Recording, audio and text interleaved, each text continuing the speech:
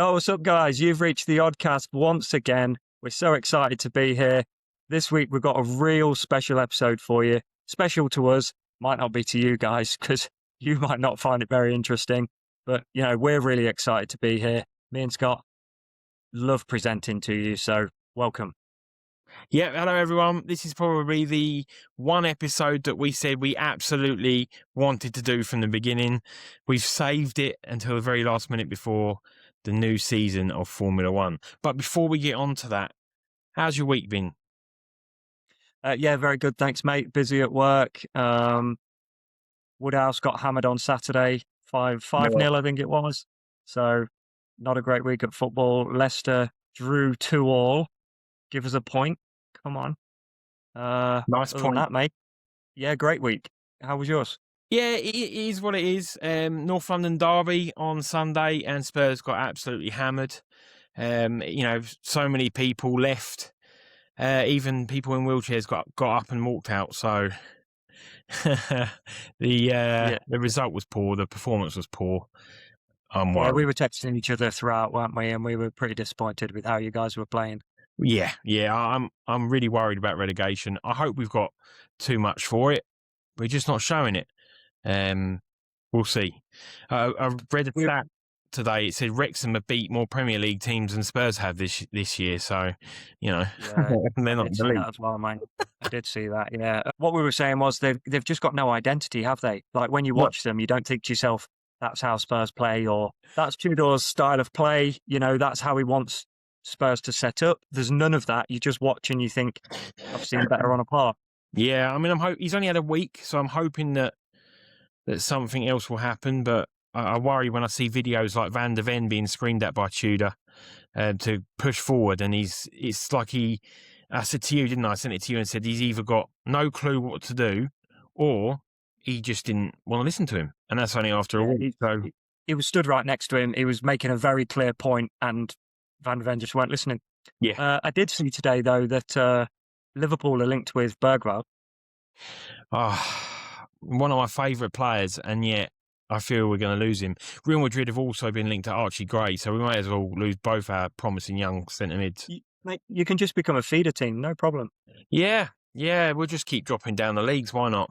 But that was the sad news on Sunday. But then Monday, I had some very good... I had a very good experience because I went and met my favourite author, LJ Ross. In Glasgow, she did an evening with LJ Ross, so there was a 45-minute talk from her about her books, about the new book that's released this week, and then she opened it up to questions for people in the audience, and then she did a book signing afterwards. So it was brilliant. Went with Lisa, had a drink before we went, which was nice, and it was just a fantastic evening. Your idea of a great night and a great date night is going to this book reading, and I'm like... Even Lisa will say it was a brilliant night. It was just, what? We don't, because of the kids, we don't get out as often as we probably should. And I think that was a big part of it. But we both love her books. We went on holiday last year to Northumberland based around the books. So, the whole thing is proper in our identity sort of thing. And it was just brilliant. And there was lovely people there that were talking to us as well. And she was just proper nice. She liked my cowboy hat. You did look very cowboy, mate. I've got to say that. I did. It was all on purpose. If anybody wants to read the LJ Ross books, have you got any specific suggestions? Because I know there's loads. You can't just say read them all. Well, I would say read them all, but definitely start with the first one because so she's got sort of certain sets. So the best ones are the DCI Ryan series, and the first one is Holy Island, and there are 24 of those books, which sounds daunting, but see, once you get into it, you just absolutely rip through them.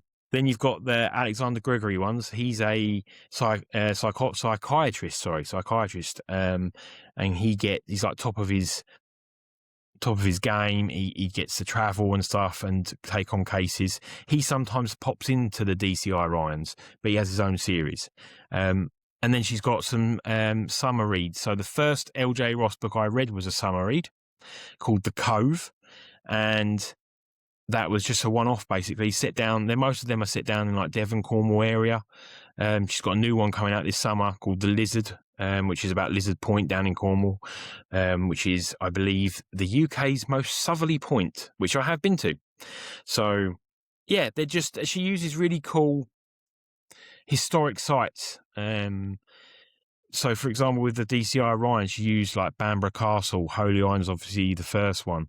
I'm trying to think. The new one out this week is based around Berwick.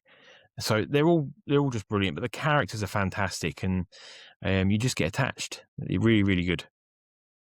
Okay, well, guys, as you can tell, we've got a serious LJ Ross fan on our hands. So you know how many read. books I read, and I do. She is my favourite all-time author. Good. Go give him a read, guys. You can't get higher praise than that. Absolutely. So, Scott, let's dive into what we're both here for. Let's get into the F1 talk. Okay, well, it's lights out, and away we go.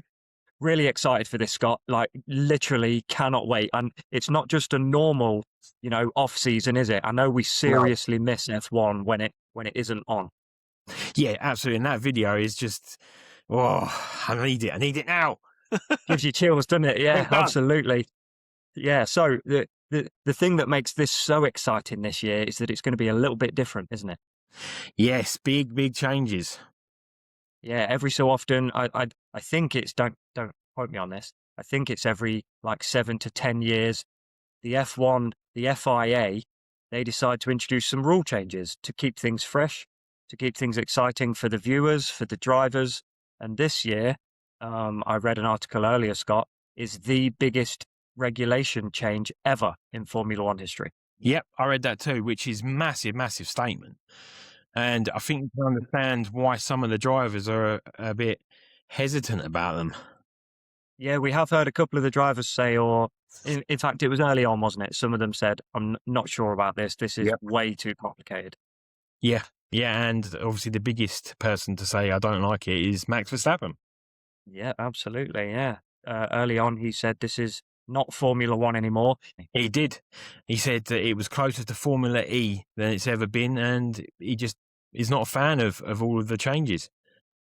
We will get on to why, guys. We're going to talk. There's a lot of changes to go through. So do forgive us. This episode is heavy Formula One. We understand if you're not interested. We just thought we'd love to talk the regulations through with each other. And if you guys are going to watch the Formula One this year, I know my parents watch it with me on a Sunday. Yep, likewise. You might like to hear about these changes a little bit. And we did warn you last week. We did warn you last week, yeah. So let's get into them, Scott. Let's get into the first ones. I think we should start with visual changes, because there are some visual changes and there are some changes that you're not going to see and probably just hear about in the commentary. Do you know what's become immediately obvious to me, Jason? Go ahead. Is in preparation for this, because, contrary probably to popular belief, we do prepare for our podcasts. We do, yes, we have notes. And I think we may have watched the very same video that explains the visual and non-visual. I mean, let's be honest, the only ones I've really gone through are V10 to V8 to V6. So all it's really changed is the pitch of the engine. The drivers haven't really had to manage themselves the way they're having to this year, because they weren't in control of the different elements of the car as much as they are now. Do you think it's going to be more tactical?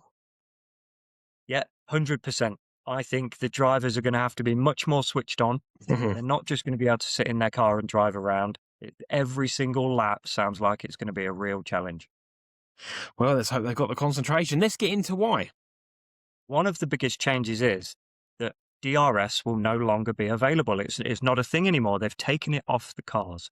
So if you don't know, DRS, the drag reduction system, if you were within 1 second of the car in front at certain detection points around the track, you could open your rear wing, give you a better top line speed, and hopefully give you the overtake. Now, that is drastically different this year. Yes, it is. So DRS hasn't actually directly been replaced. There's not just another system that replaces the DRS. They've come up with this thing called active aero. Mhm. And there are so many different dynamics to active aero, one of which is opening the rear wing. Which is exactly what DRS did. So DRS hasn't directly been replaced with another specific overtake mode, such as the rear wing. You Mhm. can still open your rear wing, but it isn't a replacement of DRS. What is a replacement of DRS is overtake mode. Yes. So overtake mode is a button that the driver can press. Now there is only one detection zone on each track instead of the two that DRS had, and they do still need to be within 1 second of the driver ahead. However, it doesn't open the wings, etc., like the DRS did.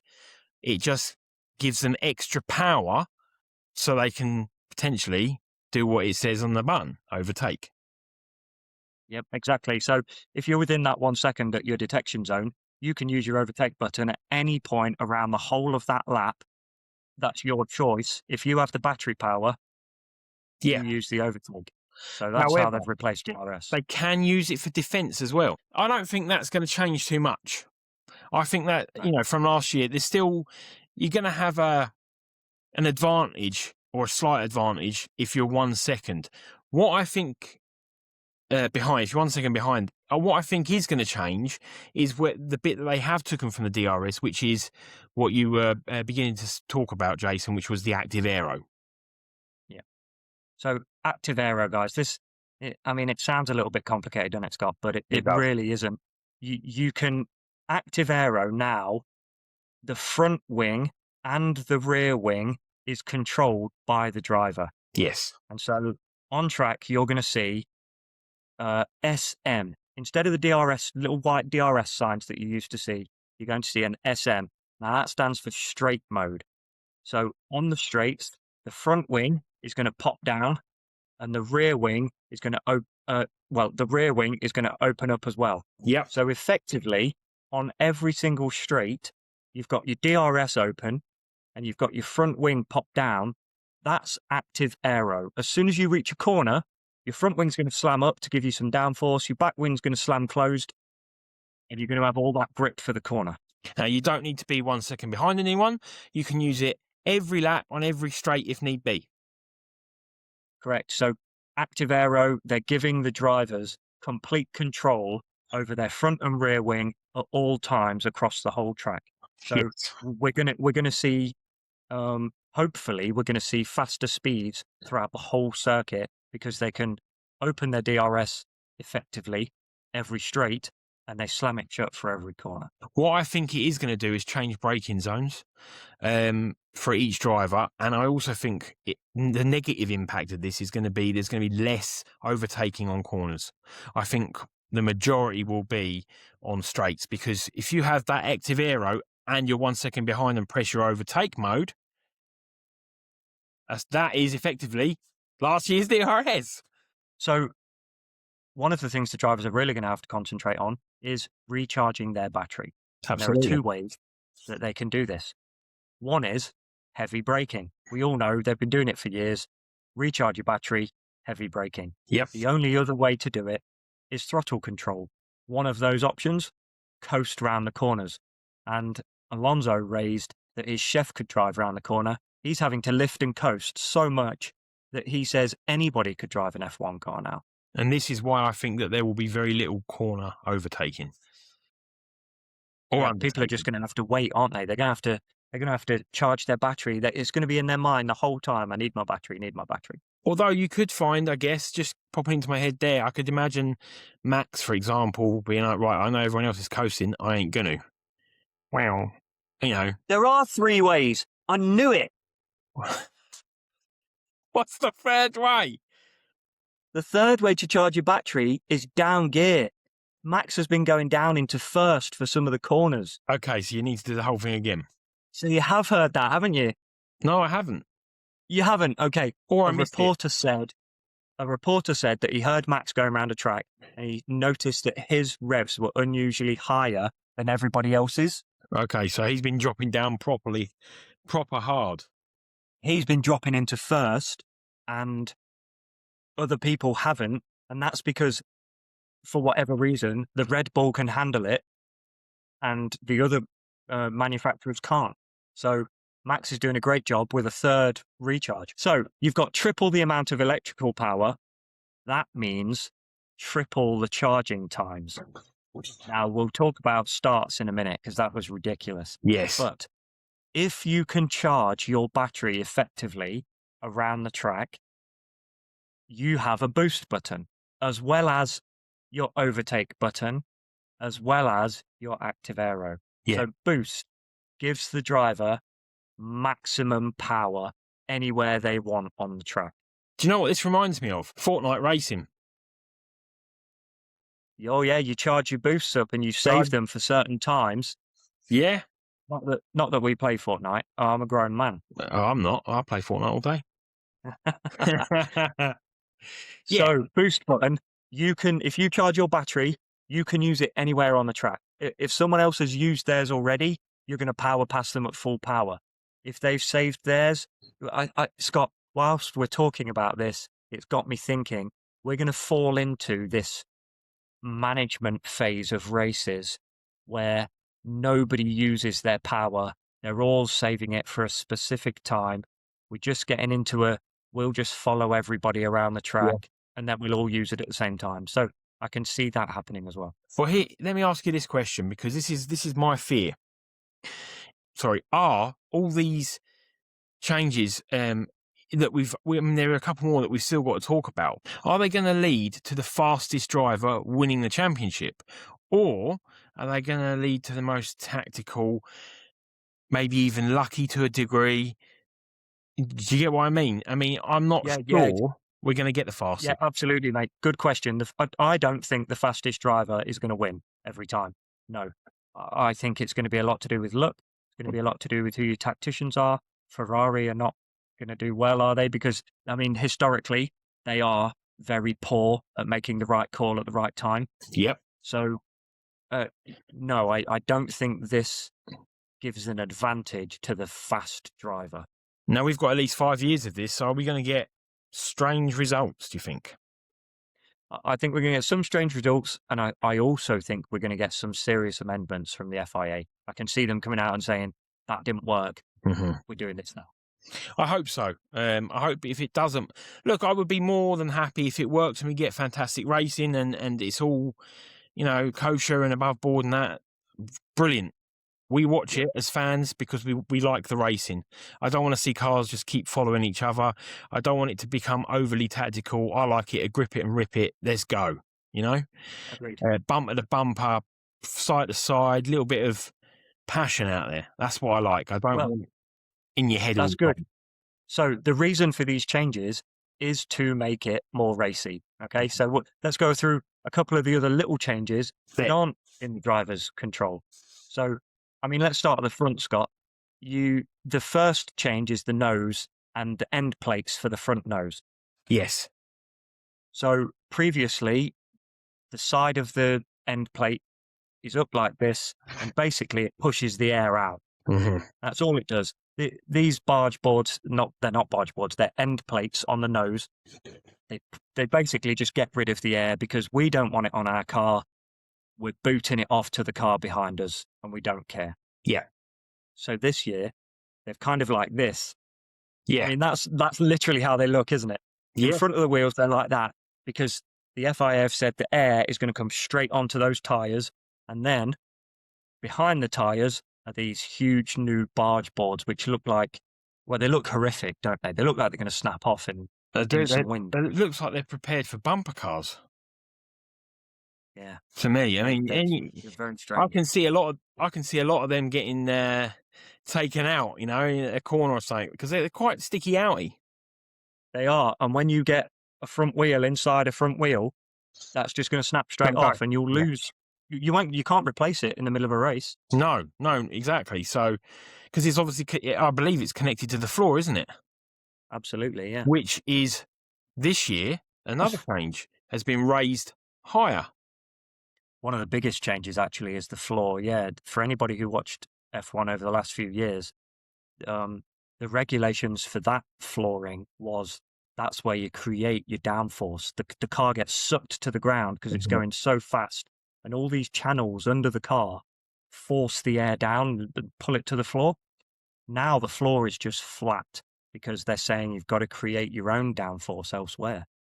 Yeah. Again, what this has done is put a lot of emphasis on the manufacturers and the mechanics to, get their brain working and really be innovative and really be innovative. That's staying in, mate. I'm not taking that out. Oh, that innovation is a big deal. It is. Well, mate, nowhere more obvious than at Aston Martin. Mm-hmm. Because you can't say that Honda don't know how to build an F1 engine. No, not at all. I mean, they've been doing it for Red Bull for years, and they've just won 4 in a row. So Honda moved into Aston Martin. There may be someone more technical here that knows more about it than me, but Honda are just building an engine for you, and Aston Martin cannot get it right, even with the brains they've got in that setup. Yeah, especially with someone that's worked with Honda engines before. So we mentioned at the beginning of the video that the reason for these changes is to keep things exciting, keep the drivers on their toes. And one of the ways that they're trying to introduce more racing, I guess, into this is by making this year's cars thinner, shorter, and that's going to make them more agile and more responsive to the driver. So theoretically, because of these new front wings and the barge boards and the flat floor, we should see less dirty. Well, we can't see it, can we? But there should be less dirty air coming off the back of the lead car. And so you can follow closer, you can get closer, and there'll be theoretically, again, more overtaking. Yes. I think that the way that the cars are built is probably quite conducive to that. I just think that the other things they've added in counteract it, or in my mind seem to counteract it. I hope I'm wrong, but time will tell.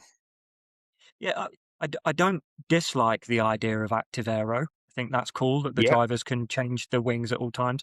I think adding a boost, an overtake, and recharge controls, why not just say, let's make the cars shorter, smaller, lighter, keep DRS, so you can still follow closely, the drivers know what they're doing, and, we're good to go.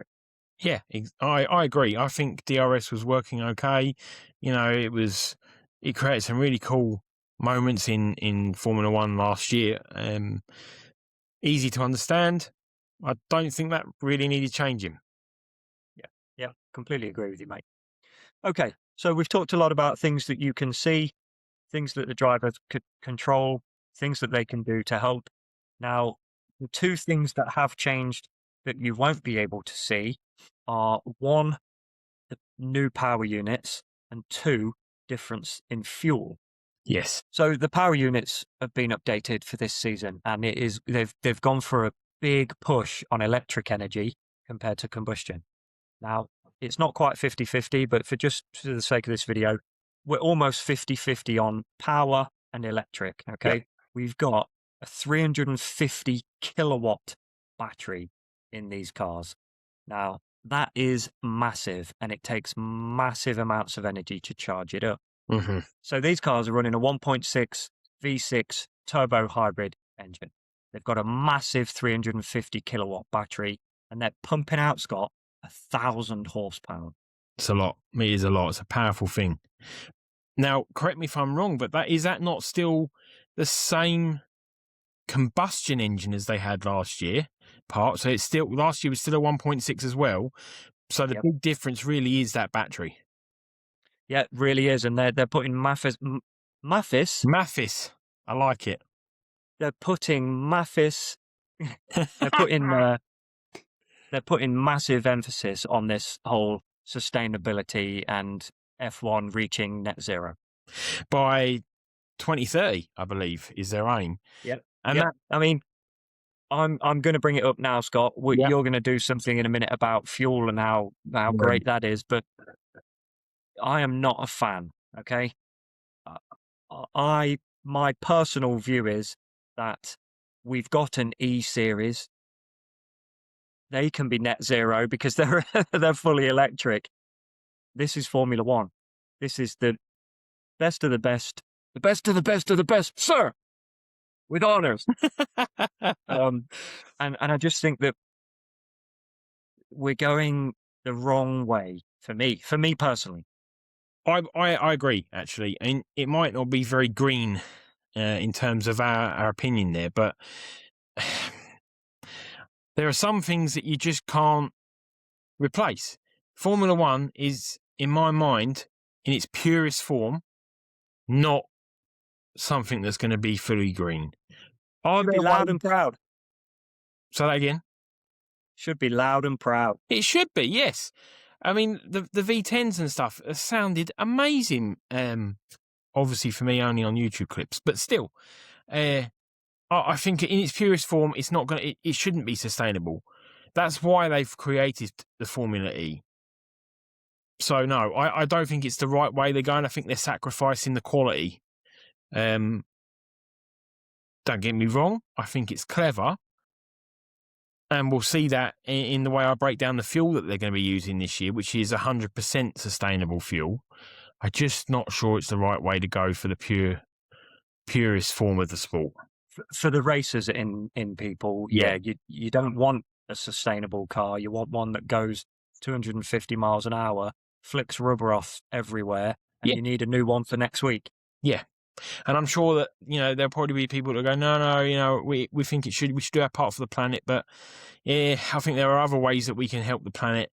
I don't think Formula One's right at the top of that, in my opinion. Yeah, and these are just our opinions, guys. We are not affiliated with anyone. Yeah, so the fuel is 100% sustainable, as I said, which is a big thing towards this net zero thing from the FIA, their target for Formula One. Now, it's split into three things that make up this fuel. So we've got carbon capture. So that's from industrial emissions of CO2. Basically waste emissions. Municipal waste is the second one, which is like household waste, which can also include things like glass, paper, plastic, recyclable stuff. And the third part of this fuel is non-food biomass, so organic materials that are not fit for consumption. So that can include things like algae that's removed from wherever, or sawdust, or wood chippings from like deforestation or whatever. So anything that's not able to use. So all of it is waste, basically. It's waste fuel. So what I don't understand is, why can't we just use this fuel to power a really powerful engine? Yeah, I don't know. I like the electric. I've got an electric car. It is quick. But it isn't the same as having a race engine. So why not just use this sustainable fuel 100%, fully sustainable, and get it into a V10? I don't know if that's possible or not. I'm not sure either. I mean, obviously the battery is being recharged through the actual driving. It's kinetic energy, effectively, isn't it? Yeah, it is. So all of that fuel that they're using is for the combustion part of the engine, which I guess theoretically you could put into a normal car and it should run. Maybe there's not enough of it. I don't know whether is it good that are there any harmful elements to all of that sort of being burned off? I don't know. I had a thought thinking about this. You can't really call people that like racing, and the Formula One racing in particular, are petrol heads anymore, because it's not petrol. You can't. There's no petrol around anywhere. No. So yeah, it's literally changing the landscape of everything. So that's all the changes for the actual cars themselves. There are a couple of small changes in personnel for the actual drivers. We've got Yuki Tsunoda is no longer with us. I see he set his Red Bull car on fire in America the other day. So he did. It's probably a good thing he's not driving. Taking his place, Isaac Hadjar moves up from the Red Bull Racing team. And Lindblad, I do not know his first name.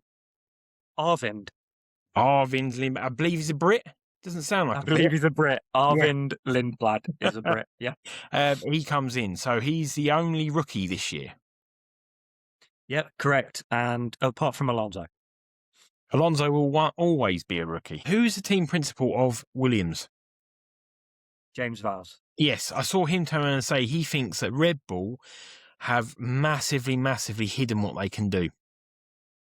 And he said that he was saying that Max, he thinks, is trying to sort of blow steam off, to try and cover their tracks a bit and downplay where they're going to be. Yeah, everyone does that in testing, apart from this year, Ferrari, who have just gone for it. Yeah. Well, must be the water. Must be the water. Must be the new powertrain. So there are 24 races this year, guys, across the world. And the very first one takes place this coming Friday. We'll start with practice sessions on the Friday. We'll move on to qualifying on the Saturday. And then Sunday will be the race. So Australia, Scott, you got up, I believe, for this last year. It was about 3 a.m. So it starts at 4 a.m. The race is lights out at 4 a.m. And just at this moment, because you've mentioned it, Mother, I have asked you to get up with me to watch it. So has William at 4 a.m. This is my online petition for you to please arise early and watch the Formula One with us at 4 a.m. Miranda, you've now got no choice. So Australia is the first race, guys. Scott's getting up at 4 o'clock. I'm absolutely not. I'll watch it on record. I'll have a Lando Norris energy drink waiting for me in the fridge at that time. Yeah, you know what, mate? I really want to like them, but watermelon just doesn't do it for me. Oh, we're big fans of them. Yeah, we like them. Well, maybe that's why his girlfriend split up with him. Yeah, he's a single man now, isn't he? I thought they got engaged on New Year's Eve. I don't know. They were all lovey-dovey and whatever, so something's happened. Yeah. Oh, well. Concentrate on your driving, Lando. Come on. Well, okay. So, yes, sorry. We've got something left to do, Scott. Absolutely, we have. So we have decided to do some predictions. I have no idea what Jason's going to say for these. He has no idea what I'm going to say for these. But we'll go through them, we'll explain them a little bit. And what we would like to encourage you to do is on the comments on Facebook, if you comment your predictions as well, it'd be really cool to maybe look back and see whether they've happened or not happened, how far off the mark we were. So absolutely, after you've watched this on YouTube, go to our Facebook page and do your own. Right, so first things first, Jason, tell me, who are you supporting this year? Okay, see, this is really difficult for me, okay? I mean, you can see I've got a Mercedes top on at the moment. But my there's Ferrari a cap. cap. So for those that don't know, Lewis drove for Mercedes for 7 years and won lots of titles with them, and that was who I kind of watched through the years through Formula One. So I'm a big Lewis Hamilton fan, and even when I try and convince myself that I'm not, Scott, you've seen my reaction when he goes out of qualifying. As soon as Lewis is out, I'm like, what's the point watching anymore? There were a couple of times this last season when Lewis, I think, was it Netherlands where he crashed in the race and you went, well, I'm not sure I'm going to watch it anymore. So I do love Lewis Hamilton, but he's moved to Ferrari. I also love Mercedes. I've also said a lot of the time that one of my favorite drivers is Nico Hülkenberg. Who? Nico Hülkenberg. Say it again. Nico Hülkenberg. That's what I was looking for. But I think this year I'm going to follow Valtteri Bottas at Cadillac. Now, to be fair, you were saying to me last year, because obviously Bottas did those little things on social media and stuff as the reserve driver for Mercedes, and you were saying to me that you wish he was back. He's a character. You loved him when he was racing before, so that's not totally out of character. No, it's not. No, No, it's not. And I'm going to follow him quite closely. I don't think Cadillac have got any chance of doing anything. So Valtteri might be on the edge of points sometimes, but his demeanor, his character, he reminds me a lot of Daniel Ricciardo. So yeah, I think I'm going to follow Valtteri this year. What about That's a you, good mate? shout. Who are you going to follow? Can't you tell? Red Bull, of course. Well, yeah, looking good. Okay, I see the new Red Bull colours. Oh, well, they should be, shouldn't they? They should definitely race in the orange papaya. McLaren, man. Lando Norris is my guy, so I will definitely be following him. But I have a soft spot for George Russell as well. So either of them, I'm quite happy. But let's be honest, I'll be happy if any of the Brits won. There are 5 of them on the grid. So if Lewis wins, happy days. If Lindblad wins, happy days. And of course, we can't forget Ollie Behrman, who really grew into himself in the second half of last year. Yeah, and they are saying that Haas are a real surprise package and that Ollie Behrman is going to be a big name this year. That'd be great because he's a Brit. And he looks like a nice guy. I want another ciao moment. He felt bad for that immediately, didn't he? But yeah. He did. But, it's a bit of banter. You think you've got to have that. So to close things off, buddy, why don't we talk about how we think things are going to pan out this year, who we think's got a chance, what we think things are going to look like. Yep, let's do our predictions. Okay, so we're going to start off with the Drivers' Championship. And we're not just going to say who's going to win it.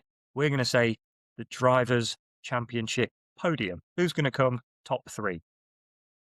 Yes. I'll go first on this one. So I am going with the bookies. I'm saying George Russell to win it. I'm saying Max Verstappen second. I don't think you can discount him at all.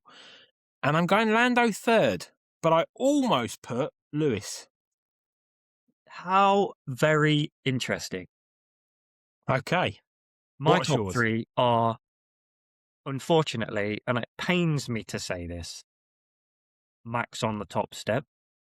Oh, he's going to get his fit. I think his technical ability to drive the brand new car is going to outweigh the others here. But we'll see. Yep. So Max top step for me. George number 2.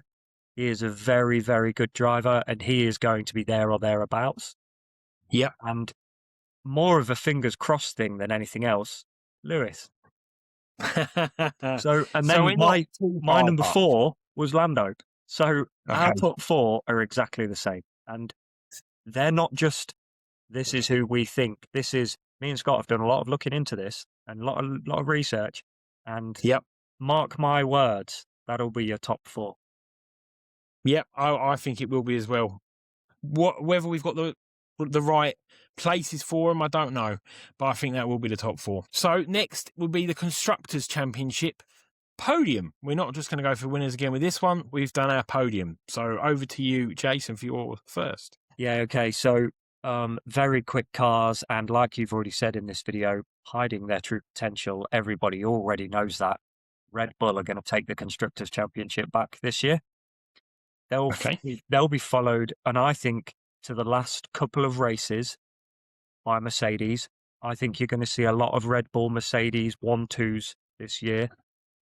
And then third, because of Oscar Piastri, you're going to see McLaren. So Lando and Oscar are going to finish higher than Lewis and Charles. So you're going to see McLaren on that number 3 step. Interesting, because I have not got a match for you here. So I'm backing my guys, McLaren, to win again, because I do think they're probably going to be the best. So you've gone with a driver who is coming 4th, but McLaren's a winner. Whether I've done the math on this or not, I mean, I haven't. I've gone purely by feeling. I think McLaren will win it. I've gone for Ferrari second, and I've gone for Mercedes third. So Red Bull? No, because look, don't get me wrong. I think Max is going to have all of their points. I'm just not sure. I don't know much about Lindblad, and notoriously, that second Red Bull is awful. Good job Lindblad doesn't drive for Red Bull then. No, you're right. He doesn't. Ha! Of course, it's the reason I've done that is because he's replaced it. Hadger does know, but still, I stand by that second Red Bull is awful. Usually, Yeah, agreed. And okay. So the only reason I haven't done that is that these cars are brand new and can't be built around Max. So hopefully, Hadja will have done something Who is a there. good driver? He is a good driver. Yeah, and my only comment on your top three is, mate, I just don't think Ferrari have got it in them. I think they screw themselves over so often. I can't see They them do. all of a sudden making good calls. But then Lewis said he feels like he's had. Well, was it? He said he's got his own DNA all throughout this car. So he's feeling. I mean, he sounded positive during the testing did. more than I've heard all year. Both Ferrari drivers have said the car's fantastic and they really like Yeah. it. So yeah, okay. No, I don't like Charles Leclerc, so I hope I'm wrong, and that he, if you could get relegated, I'd say I'd want Charles Leclerc relegated. And I don't like Max, so Yeah, but you can't deny their skill, right? So, I mean, on paper, Ferrari and McLaren have the best two duos. yeah, that's true. Scott, who do you think is going to be an outlier for a podium this year? One race, they just pop up. There they are. Okay, I've really thought about this one because we've only got one rookie, and that would have been too obvious to go with. So I'm going for Ollie Behrman. Yes. Okay, yeah, good shout. I don't think that will be a surprise. Maybe not. I think he's a solid bet for a podium at some point this year. I'd like to think so, but because he's not really been on it, did he get on the podium in Mexico in the end? I can't remember. My memory's awful. I wouldn't know if he did or not. I think that was the only time that he might have, but I don't think he actually did in the end. But I think it would be a very good. I think it'd be a big step for him. Okay, Who did you go for? I have gone with Arvin Lindblad because he's in a racing bull that isn't going to be particularly quick this year by all accounts of testing, and he's the only rookie. So there's going to be mistakes from him. There's going to be reliability issues from the racing bull. I love the livery, but that's all I can say about them. That's going to be good. So he'd be a real surprise. I almost put the other racing bull, Liam Lawson. Yeah, Liam Lawson is not a fantastic driver, is he? I think he's reckless. I think he's got that. He push it too much sometimes, and he doesn't mind a bit of bumper cars and a bit of argy-bargy. So we talked about who our surprise podium is. What about win? Outright win. Do you think there'll be a surprise winner this year? Yeah, I do. And I've gone with Isaac Hadja. Oh. So the reason I've done that is he's got a quality car underneath him. We already know that. And even if he's half decent, he's going to be fighting up there. He's already top 8 because the top 4 teams, 2 drivers, he's already top 8 without having to do anything. He's going to be pushing top 5. Quality driver. I really like him. Interesting. I wouldn't be upset with that either because I do like him as well. I went for Kimi Antonelli, which is maybe not a huge surprise. Yeah, because he had a solid rookie year, didn't he? Wasn't he voted best rookie? I believe so, yeah. I mean, he had a dip in the middle, didn't he? And some engine gremlins and stuff that I think he struggled maybe mentally with a little bit. But he started strong and finished strong. That's going to make him even stronger. Mental struggles and then pulling through at the end. He's going to be even more equipped this year to deal with that. So, yeah, great shout. Yeah. What was next on our list? Oh. Okay. So, Scott, most DNFs. I'm pretty sure if you haven't got the same answer as I have, I'm going to be really disappointed. I think you're going to be disappointed in my answer anyway, because I've gone with Valtteri Bottas. Oh, what are you talking about? Cadillac are reliable. They're going to make it. I've got a feeling that the Cadillac will I think they'll enjoy it, but I think they'll come up against things that they won't have expected and things will go wrong. And I think they'll have the most DNFs. Okay. I've still gone with Lance Stroll. To be honest, I kind of forget that he's even racing. He's not going to get the most DNFs because of reliability. He's just doesn't know how to drive his car. Just rubbish. Yeah. Let's move swiftly on from that. The best midfield team. Who did you go for? Before this, I'd have said Williams, because Williams have always been best of the rest, never really pushing to that top bit. But now Okay. I'm going with Alpine. They've come from desperately last year to really pushing their boundaries. I think they're going to have a brilliant year. Okay. And they got a nice livery too, to be fair. Not that does anything on the racing, but it's nice to look good. I went for Williams. I've heard they're going to struggle, mate. I just got a feeling Carlos Sainz will help them push. I want them to, because he's a nice guy, really good with the press, which means he's good for us. He's going, and he's got a solid team, mate. Alex Albon knows what he's doing. He does indeed, yeah. Okay. So we'll see. I think there's probably a couple. Haas probably would have been another one that would have deserved a mention. I think I wouldn't have ever mentioned Haas before testing had finished, but now that it's over and after I've seen what they've got, they'd be a good shout as well, yeah. What about driver replacement? Do you think that there will be one? And if there is, who is your odds-on favourite to go?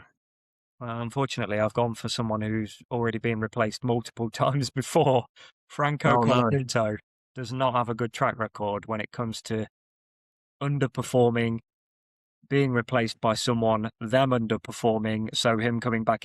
He's only got a seat because the other driver was awful. Yeah. I was stuck between him and who I've went for, Bortoleto. Bortoleto, yeah.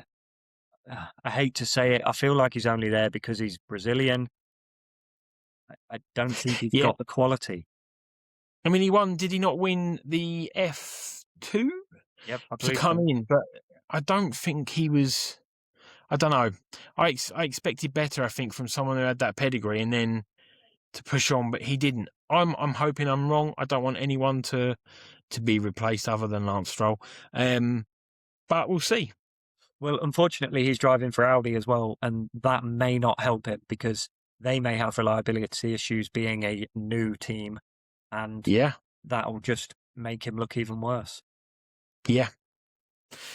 What about fastest pit stop?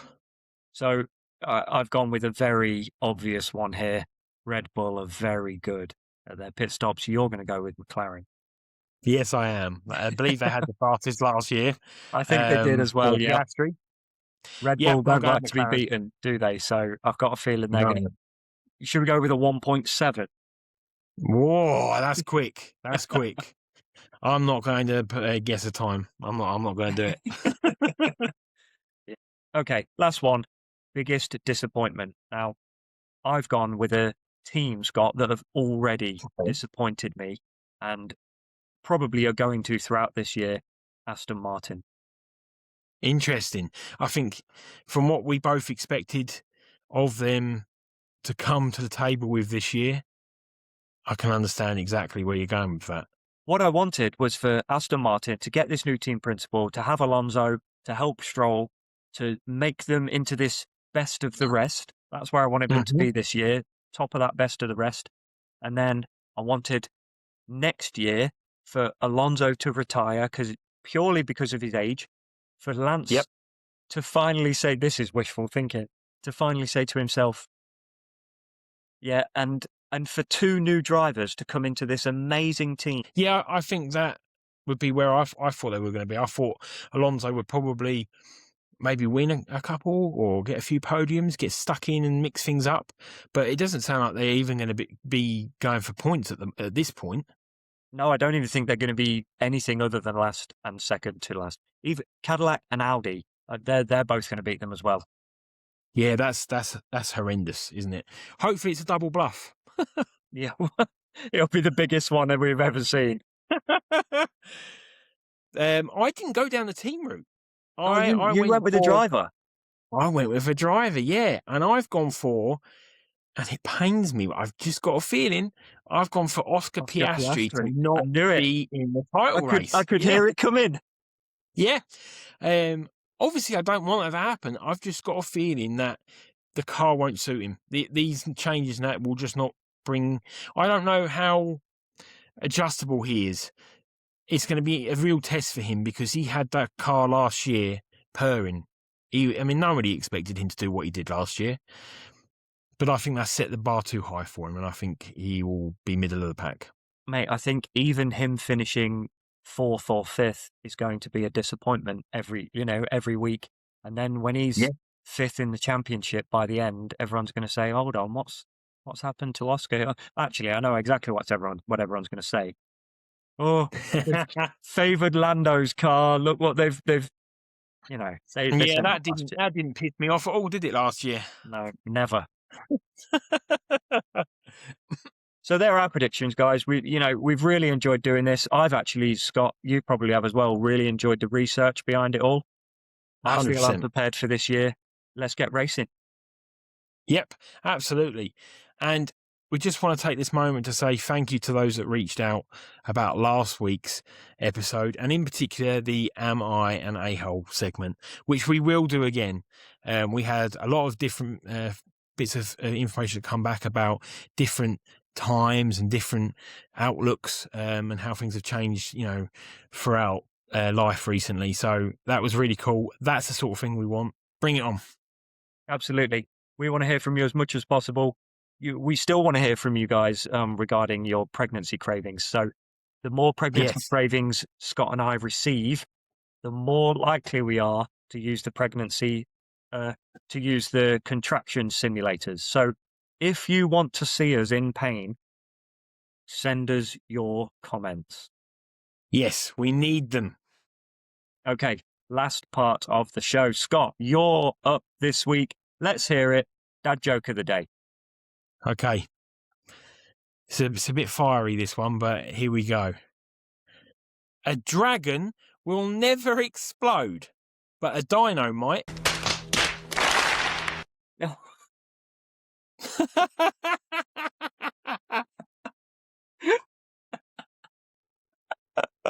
That is brilliant, Scott. Thank you very much. That is brilliant. Thanks so much for joining us, guys. Me and Scott, we've rambled on for too long, as we always do. For now, take care. As always, from us two idiots, goodbye.